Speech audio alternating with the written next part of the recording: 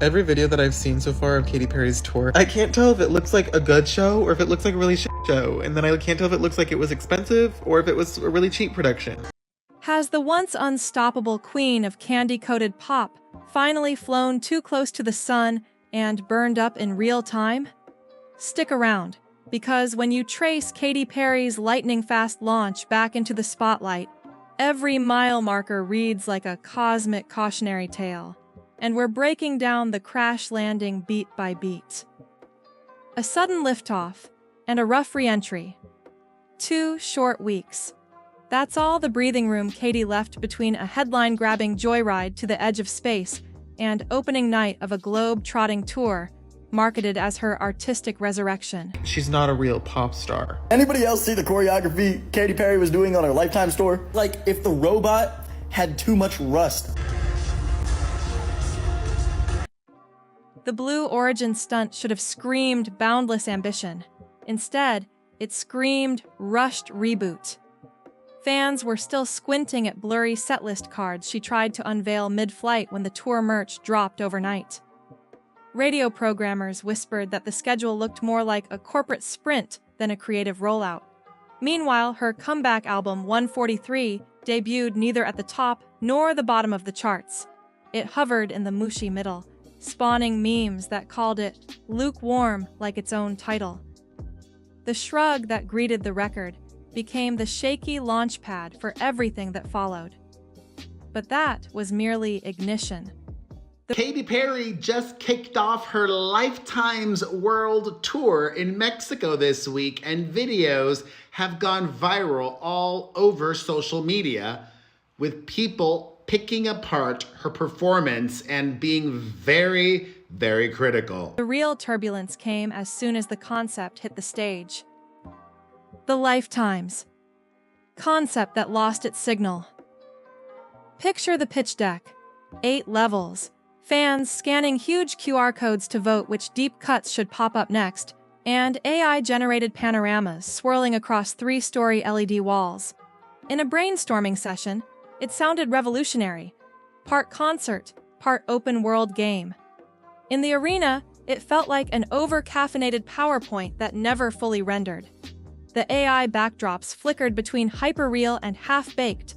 Extra fingers sprouted when a dancer froze on screen, and mountains pulsed as if the GPU had stage fright. The least popular woman in pop music right now is undoubtedly Katy Perry. She got hit with backlash after an 11-minute trip into space with fellow astronauts. The timing couldn't have been worse, just before her first global tour in 8 years.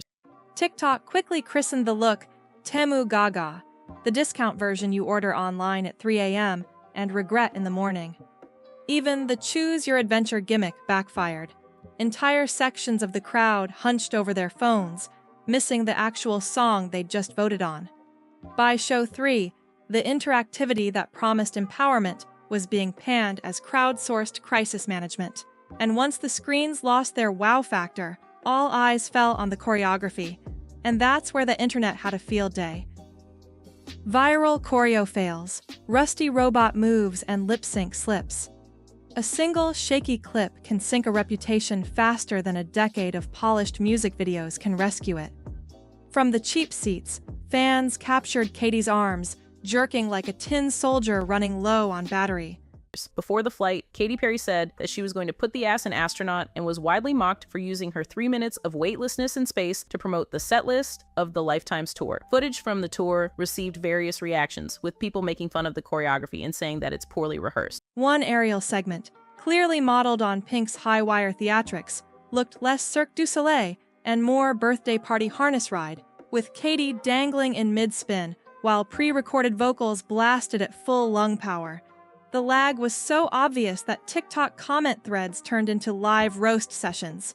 If the robot had too much rust. Mom, move Megamix! Somebody oil those joints! Is the track lip-syncing to her at this point? A lawsuit-worthy tumble never happened, but the optics were brutal. Every slow-motion lightsaber swing and every missed lyric fed a viral loop that made even casual onlookers hit replay. Because cringe, like gravity, always wins. Embarrassing enough on its own, But eyebrows really shot up when people realized how much money had supposedly been poured into this spectacle. Too many songs off a new album, but whatever. It is the Lifetimes tour. And just like Jennifer Lopez is still here, you all can hate on Katy Perry, but she's still gonna be here. Budget or bust. The pricey show that looked cheap. Industry insiders pegged the Lifetime's production budget in the low 8 figures. Yet the signature prop, a corrugated metal heating tube monster that pops up during E.T., resembled a home improvement aisle reject brought to life by a fog machine past its prime. Dancers wielded toy store sabers under lighting cues that fired fractions of a second late, making every hit register like a missed high five. Veteran stagehands whispered that late-cycle rewrites forced designers to duct tape visuals together with stock model assets and last-minute rental pieces. The result? Floor tickets topping $200 in some cities, yet stagecraft that screamed, "School play meets Comic-Con fan panel." Fans walked out debating whether they'd just paid luxury prices for a mid-tier package tour. And if the props looked bargain bin, the ticket maps looked even scarier. Ticket sale tailspin. Arenas of empty seats and quiet cancellations. Hype can cover a multitude of sins, but empty seats expose everything. We've seen you flipping through the air. You're upside down, like, what the heck? You know, there's no hesitation. It's just like, okay, jump, or okay, fly. In Houston's opener, entire lower bowl sections glowed midnight blue on the ticket site, a digital graveyard of unsold inventory. Minneapolis, Denver, and Portland mirrored the pattern, with resale prices plunging below parking lot rates just to move volume. 2 Mexico City stadium dates vanished off the calendar, officially due to construction delays, though local promoters whispered the phrase, "disheartening demand." Leaked memos suggested Live Nation considered truncating the routing into mid-sized theaters, a pivot that would turn a grand comeback into a scaled-down nostalgia run. For a star once neck and neck with Beyoncé's grosses, the optics were brutal. Velvet ropes guarding acres of unclaimed seats. Fans could forgive weak sales, money's tight everywhere. But the tech shortcuts hit a raw cultural nerve. AI shortcuts and industry backlash. Prompt lines, not pipelines.